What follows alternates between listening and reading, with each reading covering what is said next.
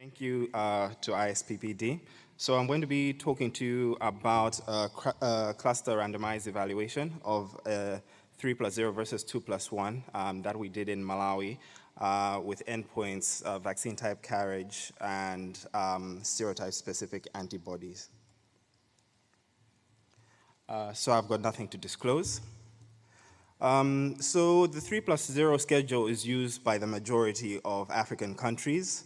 And we introduced the 3+0 in Malawi in 2011.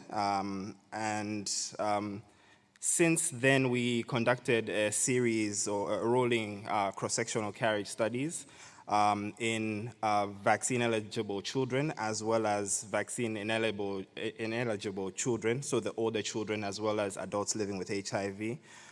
So the plot that you see on your right, looking at the VTs, the vaccine type carriage, across 2015 to 2018.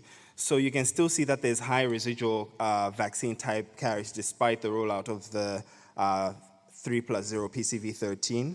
And when looking at the adults, HIV positive adults, as well as the older school-age children, there was also slow generation of herd protection.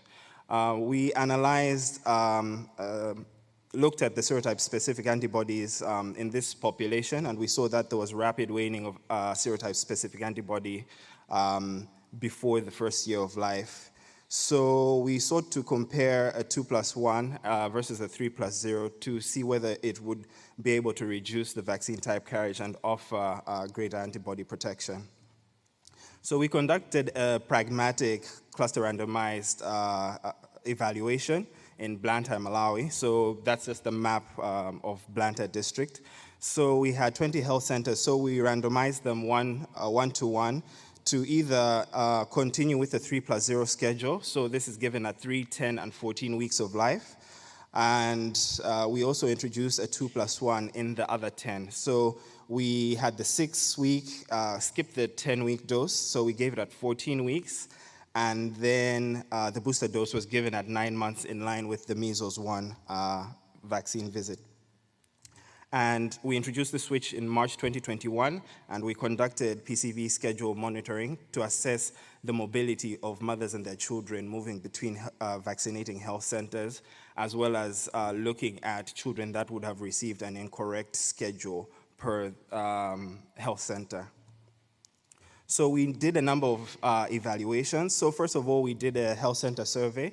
So this was at 9 months. So this is to assess whether children that have delayed their third dose as a booster schedule would be more predisposed to higher carriage compared to the 3+0.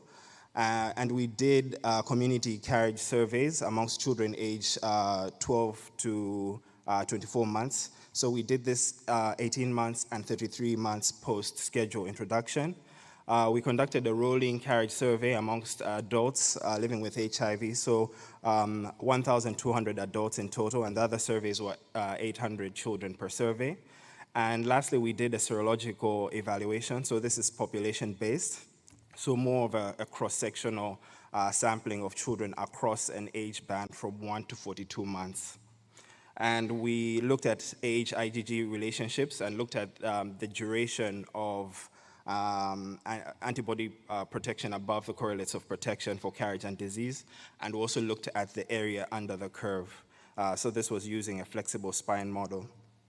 So firstly, looking at the monitoring adherence, so this mobility of mothers moving between health centers, we saw that the mobility was less than 1.5% for looking across both 3+0 and 2+1 vaccinating health center sites.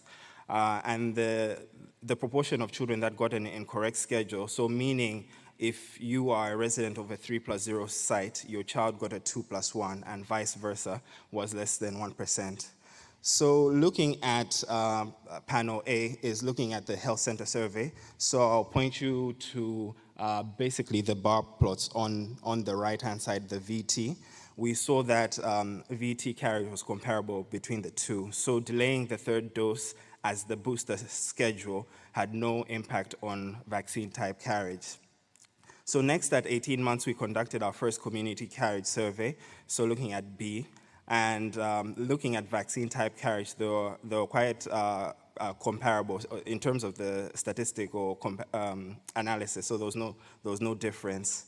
And at 33 months post-switch, so this is panel C, vaccine type carriage was comparable, so they were both 14%. And looking at the adults living with HIV, the vaccine type carriage was also comparable, just above 4%. So next, we looked at the serological evaluation. So thanks to Gail for explaining most of this. So basically, you're looking at the line in between is separating the different vaccine types. So on the top row, where you see it highlighted by the red box is the antibody profile of the 2, and next to it is the 3 serotype 1. So looking at the 3+0, you can see that the population average basically increases with the 6, 10, and 14-week doses, and it reaches its peak. And then it rapidly wanes, and it drops below the correlates of protection of carriage and disease at about 10 months. But when you look at the box which is highlighted in red, you can see that it increases with the 6 and 14-week dose, it reaches its peak, and it starts to decrease. But just before it crosses the correlates of protection for carriage and disease, the children receive their booster dose, and then it increases again, and there's a secondary peak, and then it begins to wane gradually. And when we compared this for the different serotypes that we evaluated, the 2+1 elicited higher antibodies, serotype-specific antibodies. There was greater area under the curve, and a longer duration above the correlates of protection for both disease and carriage. So this was noted for serotypes 1 and 5, as you can see there. Serotype 3, not much of a change, so that was expected.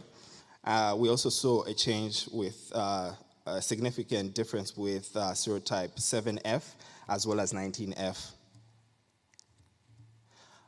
So to conclude, the 2 schedule did not reduce vaccine type carriage, but it did enhance serotype-specific antibody concentrations, as well as this persistence above the correlates of protection.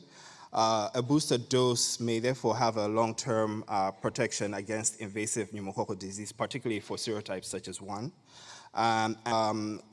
Countries in Africa, this 2+1 schedule could provide a step towards a reduced dose PCV scheduling with the opportunity of just dropping one of the primary doses to transition to a 1+1.